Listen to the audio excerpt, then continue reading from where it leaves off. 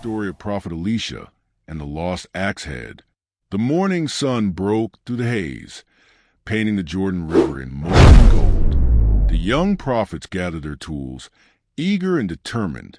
Their voices carried a restless energy. "Master Elisha," one of them said, "the house where we meet is too cramped. Let us build by the river, a place spacious enough for all." Elisha's calm eyes scanned their eager faces. He nodded with a soft smile. "Go, and I will go with you." The men cheered, gripping their axes with purpose. Soon, the sound of iron striking would echo through the forest. Trees groaned, branches snapped, and sweat rolled down their brows as they worked side by side. Then, suddenly, one loud crack. A young man swung hard, but his axe betrayed him. The iron had ripped free from the handle, whistling through the air before plunging into the dark, rushing waters of the Jordan. Splash! The man froze. His heart pounded as the river swallowed his only tool.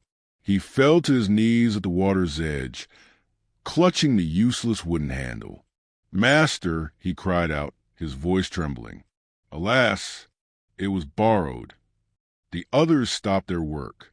Silence fell heavy. They knew what it meant. A borrowed axe was priceless, a debt impossible for a poor prophet's apprentice to repay. His dream of helping build the house was sinking with that iron head. Elisha stepped forward.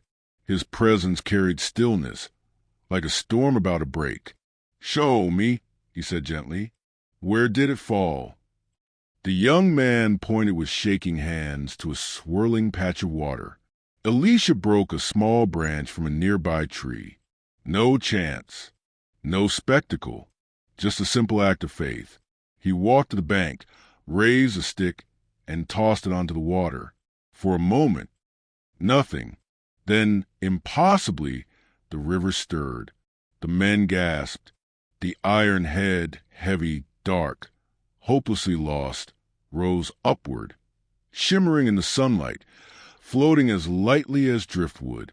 The young man's eyes widened. Elisha's voice broke the silence. "Reach out your hand. Take it."